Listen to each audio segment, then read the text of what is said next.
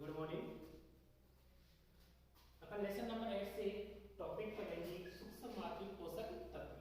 ठीक है, तो पहले जो कल क्वेश्चन किया था वो है जो राइबोसोम है उनकी उप इकाई जोड़ने के लिए कौन सा तत्व क्या होता है, आवश्यक होता है, तो मैग्नीशियम। ठीक है, अब बात करते हैं आज के टॉपिक की सूक्ष्म मात्रिक पोषक तत्व। इससे पहले गुरुवार को जो टेस्ट गुरुवार को जो टेस्ट होगा उसमें लेसन नंबर 8 जितना बुधवार तक कंप्लीट हो जाएगा, लेसन नंबर 8 बुधवार को जितना कंप्लीट हो जाएगा उसका ही टेस्ट होगा गुरुवार को। अर्थात आपका सिलेबस है लेसन नंबर 8। ठीक है, अब पढ़ते हैं सूक्ष्म मात्रिक पोषक तत्व। वृहद मात्रिक पढ़ चुके हैं अपन, उसमें एनपीके, कैल्शियम, मैग्नीशियम, सल्फर 6 पढ़ चुके हैं। अपन पढ़ेंगे सूक्ष्म मात्रिक पोषक तत्व। ठीक है, ये होते हैं संख्या में 8। कितने होते हैं संख्या में? 8 होते हैं। और इनको क्या कहते हैं? ट्रेस तत्व भी कहते हैं, क्योंकि इनकी आवश्यकता कम रहती है पादपों को, तो मिट्टी में इसकी मात्रा अधिक होती है। ठीक है, जिस पर अब सबसे पहले बात करेंगे, पहला सूक्ष्म मात्रिक पोषक तत्व है जिसको क्या कहेंगे अपन? बोरोन। ठीक है, बोरोन की बात करेंगे तो बोरोन को पादप किसके रूप में अवशोषित करते हैं? बोरेट आयन के रूप में। किसके रूप में करते हैं? बोरेट आयन के रूप में करते हैं। ठीक है, ये बोरेट आयन है, तो बोरेट आयन के रूप में पादप इसका क्या करते हैं? अवशोषण करते हैं। ठीक है, और मृदा में बोरेट आयन कैल्शियम से क्रिया, अगर मिट्टी में कैल्शियम है तो बोरेट उससे क्रिया करेगा और क्या बनाएगा? कैल्शियम बोरेट बना लेता है। मिट्टी में यदि कैल्शियम है तो बोरेट आयन उससे क्रिया करता है और क्या बनाता है? कैल्शियम बोरेट बना लेता है, जिसके कारण मूल रोम अवशोषण नहीं कर पाते हैं। अर्थात अपन कह सकते हैं यदि मिट्टी में कैल्शियम की मात्रा अधिक है, मिट्टी में कैल्शियम की मात्रा अधिक है तो जल अवशोषण या मूल रोम अवशोषण कम करते हैं या उनसे नहीं होगा। ठीक है, काम क्या होता है इसका? कोशिका विभाजन है, नाइट्रोजन का उपापचय है, कार्बोहाइड्रेट का स्थानांतरण है और परागकणों के अंकुरण में ये सहायता प्रदान करता है। ठीक है, अब बात करते हैं प्रभाव की। इसके क्या प्रभाव है? तो इसकी कमी से गहरे हरे रंग की पत्तियां मोटी हो जाती है, गहरे हरे रंग की मोटी पत्तियां हो जाती है और पुष्प की संख्या या तो कम होती है या पुष्प क्या हो जाते हैं? बंदे हो जाते हैं। या तो पुष्प की संख्या बिल्कुल कम या पुष्प क्या हो जाते हैं? बंदे वाले जानते हो, उनमें निषेचन क्रिया नहीं हो पाती। उसके बाद में बात करते हैं जो संग्रहकारी होते हैं या मांस उत्तक होते हैं, यानी स्टोरेज टिश्यू है, उन उत्तकों का क्या हो जाता है? विघटन हो जाता है और जो नई पत्तियां बनती है वो किसका रूप लेती है? गुच्छों का। तो बोरोन को किसके रूप में ग्रहण करते हैं? बोरेट के रूप में।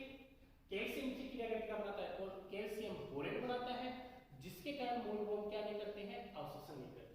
ठीक है, और प्रभाव है गहरे हरे रंग की पत्तियां हो जाती है, पुष्प की संख्या कम और पुष्प क्या हो जाते हैं? बंदे।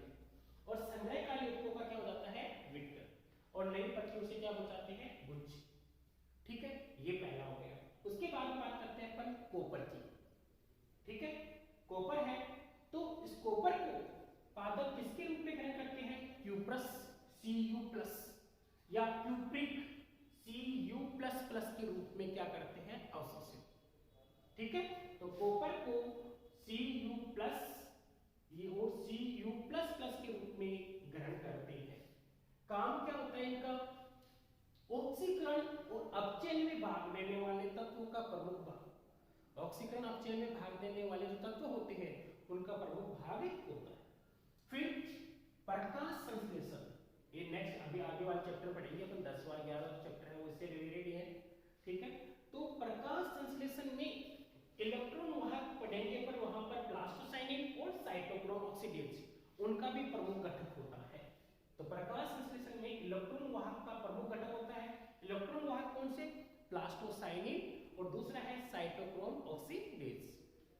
ठीक है, अब इसकी कमी से क्या होता है? इसकी कमी से हरिहीनता हो जाती है, यानी प्लांट है उसमें पत्तियों का पीला होना क्या कहलाता है? हरिहीनता। और ये पॉइंट को ध्यान रखना है, ये मुख्य रोग है कि कॉपर की कमी से कॉपर की कमी से। इस प्रकार क्वेश्चन बोर्ड में आया हुआ है और ध्यान रखना जब अपना चैप्टर होगा तो इसमें बताऊंगा इससे रिलेटेड कौन सा क्वेश्चन आया था। ठीक है, तो शीर्षारंभी रोग है, शीर्षारंभी रोग है तो यदि नींबू के प्लांट में कॉपर की कमी हो जाती है तो उसके शीर्ष भाग या पर्ण शीर्ष भाग हरितहीनता के कारण या हरितहीनता आ जाती है, उसे अपन क्या कहते हैं, शीर्षारंभी रोग या इसका दूसरा नाम है डाइबैक रोग कहते हैं। कॉपर की कमी से नींबू के पर्णशीर्ष में हरितहीनता उत्पन्न हो जाती है जिसे क्या कहते हैं, शीर्षारंभी रोग या डाइबैक रोग। ठीक है, तो यहां आपने पढ़ा कि कॉपर की कमी से क्या होता है, नींबू में शीर्षारंभी रोग हो जाता है। ठीक है, अब तीसरा जो पॉइंट अपन लेते हैं वो है, इसके बाद अपन देखते हैं तीसरा जो पोषक तत्व है वो है क्लोरीन। कौन सा है, क्लोरीन। तो हमने सबसे पहले बोरोन, उसके बाद में कौन सा पढ़ लिया, कॉपर।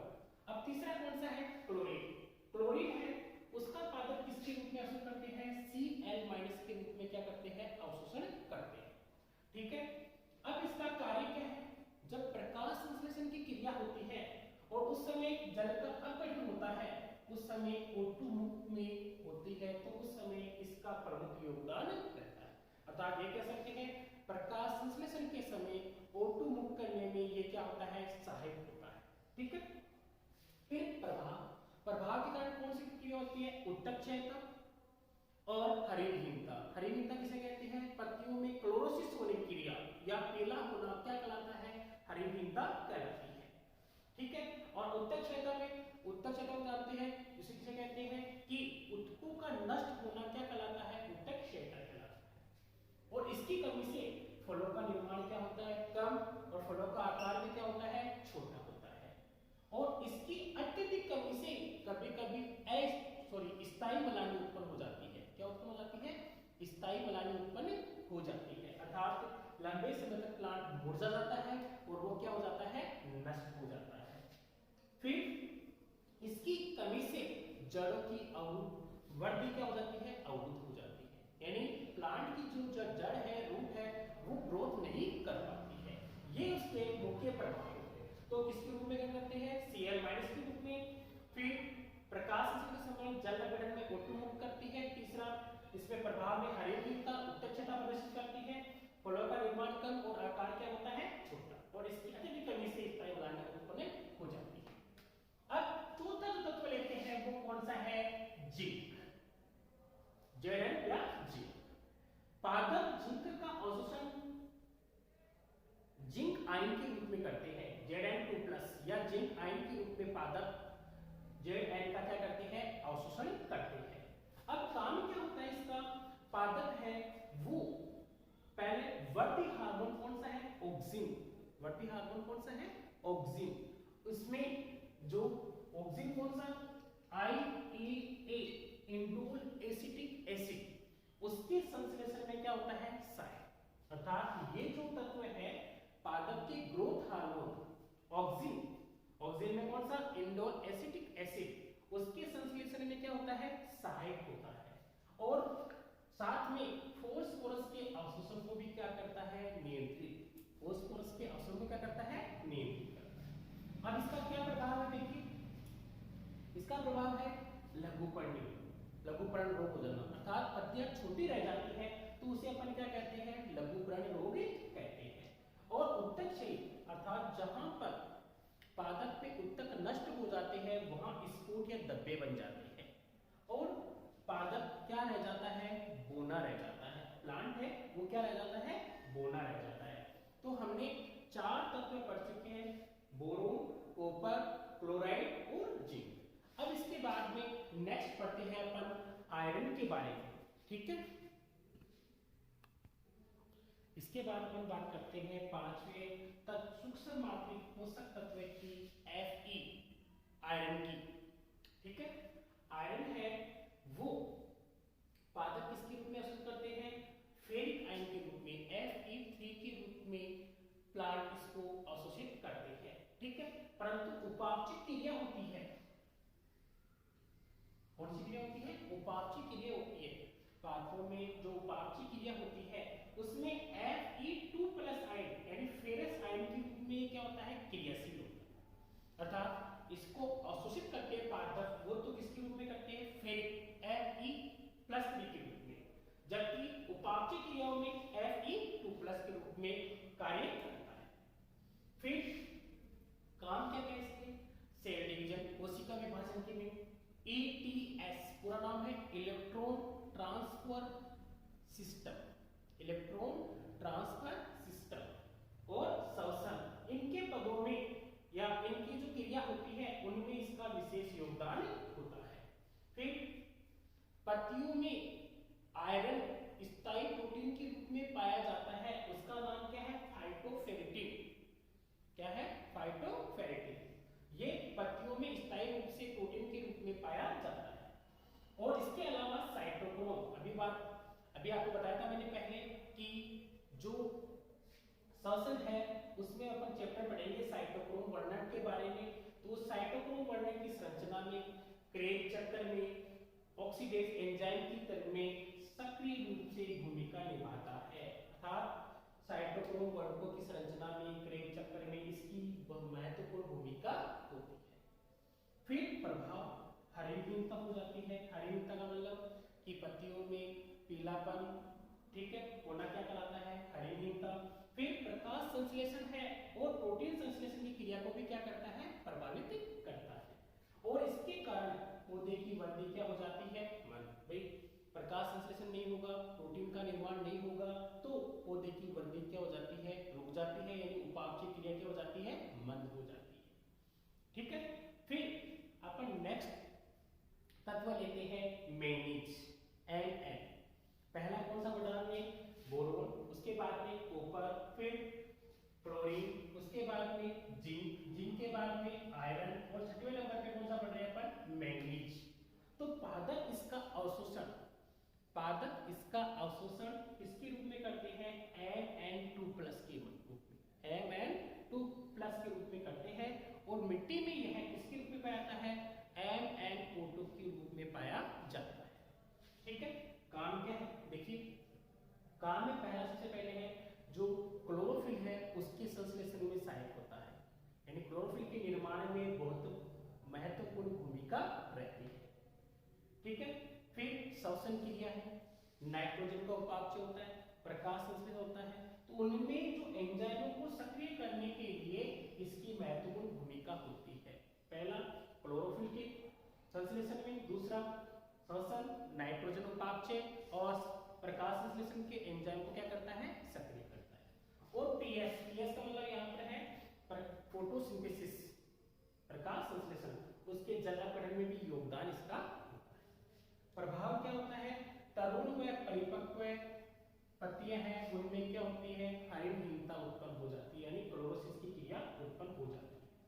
फिर दूसरा है, ये मुख्य पॉइंट दोनों, जैसे नींबू में आपने पढ़ा था, ठीक है, कॉपर की कमी से कौन सा रोग हुआ था? डायबिक रोग। उसी प्रकार मटर में इसमें स्पोर्ट बन जाते हैं, मटर में क्या बन जाते हैं? स्पोर्ट बन जाते हैं।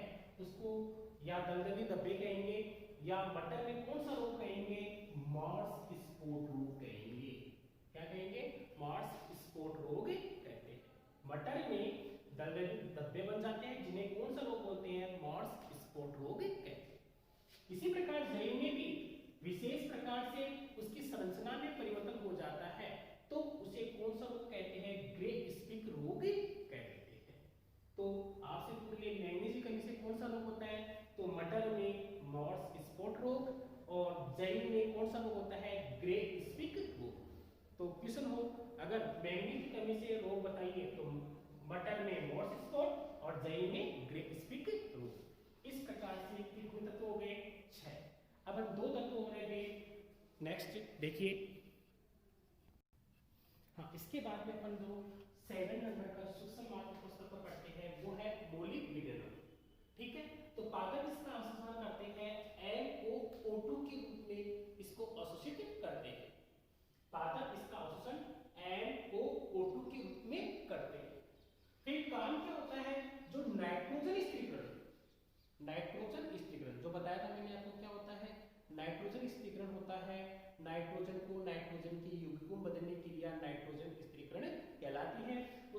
प्रमुख एंजाइम नाइट्रोजिनेज, नाइट्रेट, इनके प्रमुख घटक कौन सा होता है? मोलिब्डेनम।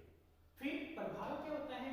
इसकी कमी से पत्तियां कुर्बन हो जाती है अर्थात विकृत हो जाती है, ठीक है। फिर इसकी कमी से हरितहीनता उत्पन्न हो जाती है। क्या उत्पन्न हो जाती है? हरितहीनता। और ये देखिए तीसरा रोग हो गया गोभी में, जैसे आपने लेमोन पढ़ा था कॉपर की कमी से, ठीक है। उसके अलावा अभी आपने पीछे पढ़ा है ग्रे स्किन और मटर में जो स्पॉट रोग वो। तो यहाँ गोभी में पत्तियां क्या हो जाती है? विकृत हो जाती है। उस रोग को क्या कहते हैं? विग टेल रोग कहते हैं। क्या कहते हैं? विग टेल।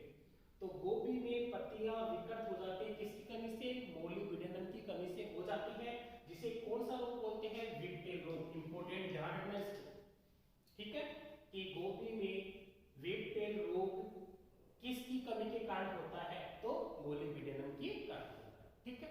फिर निकल, आठवां लास्ट सूक्ष्म मात्रिक तत्व है जो लास्ट है, वो पढ़ेंगे अपन निकल।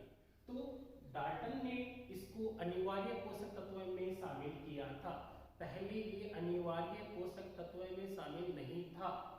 बाद में 1988 में डाल्टन नामक वैज्ञानिक ने इसको पोषक तत्वों के अंदर जोड़ दिया, ठीक है। पहले नहीं था, बाद में। तो ये पूछ सकते हैं अनिवार्य पोषक तत्वों में निकल को किसने ऐड किया? डाल्टन, ठीक है। इसका पादप किसके रूप में अवशोषण करते हैं? Ni2+ आयन के रूप में करते हैं। पादप इसका अवशोषण निकल आयन के रूप में करते हैं, ठीक है। अब काम क्या इसका? ये यूरिएज एंजाइम का क्या होता है? प्रमुख घटक होता है। और नाइट्रोजन युक्त यौगिकों के परिवहन में भी क्या होता है? सहायक होता है, ठीक है। ये इसके कार्य। अब ये कहा गया है कि इसकी कमी से होने वाले लक्षणों की जानकारी पूर्ण जानकारी नहीं है, यानी पूरी जानकारी नहीं है। इसकी कमी से, निकल की कमी से उत्पन्न होने वाले रोगों की संपूर्ण जानकारी प्राप्त नहीं है। तो ये कहा जाता है कि कमी से हरितहीनता उत्पन्न हो सकती है, पत्तियों पर क्या उत्पन्न हो सकते हैं? चकत्ते। तो इस प्रकार से पूरे खनिज पोषक तत्व पढ़ चुके हैं। तो हमने पढ़ा पूरे 17 पोषक खनिज तत्व है। 17 अनिवार्य पोषक तत्व हैं, उनमें से अखनिज कार्बन, हाइड्रोजन और ऑक्सीजन। फिर खनिज तत्वों को दो भागों में बांटा था, वहड़ और सूक्ष्म मात्रिक। वहड़ में दो लिए थे, प्राथमिक और द्वितीयक। प्राथमिक में एनपीके, द्वितीयक में कैल्शियम, मैग्नीशियम और सल्फर। और उसके बाद में वहड़ मात्रिक में boron, copper, chlorine, zinc, ferrous, manganese, molybdenum और निकल। इस प्रकार से 17 पोषक तत्व कंप्लीट हो चुके हैं, ठीक है। अब 2019 में एडी एग्जाम 2019 में और 2020 में क्वेश्चन पूछे गए हैं इस चैप्टर से। ये छोटे छोटे यानी इस खनिज तत्वों में से 2 क्वेश्चन पूछे गए 1-1 नंबर के सेक्शन ए में। देखिए 2019 में क्या क्वेश्चन आया है? किस तत्व की कमी से नींबू में कौन सा रोग उत्पन्न होता है? शीर्षारंगी, ठीक है। दूसरा, किस तत्व की कमी से मटर में मॉर्फ स्पॉट रोग उत्पन्न होता है? ये 2020 में आया था, ये 2019 में, ठीक है। तो इन दोनों क्वेश्चनों के उत्तर आपको आज के टॉपिक से जो क्वेश्चन है वो ये है दोनों। तो आप क्वेश्चन नंबर 1 डालेंगे, क्वेश्चन नंबर 2, दोनों के उत्तर लिख के आपका नाम लिख के मेरे को मैसेज करेंगे या आप कमेंट करेंगे। ये सभी को इन दोनों के उत्तर बताने हैं और इसके कमेंट है जो नंबर आपके जुड़ेंगे, क्योंकि अब की बार आपको पता है कमेंट कितने नंबर के हैं? 12 नंबर के। और पेपर कितने का होगा? केवल 8 नंबर का। तो जो 12 नंबर है 6 दिन के कमेंट देखे जाएंगे, उसमें 6 के 6 दिन आपको कमेंट करने हैं और प्रत्येक कमेंट 2 नंबर का है।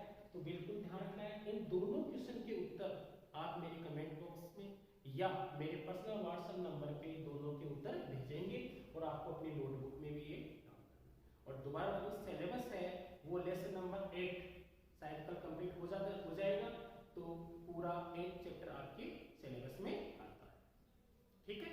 Thank you. और कोई प्रॉब्लम हो आपको इससे संबंधित, इस चैप्टर संबंधित, तो मेरे पर्सनल व्हाट्सएप नंबर पे आप मेरे को मैसेज भेज के आप पूछ सकते हो, ठीक है। Thank you.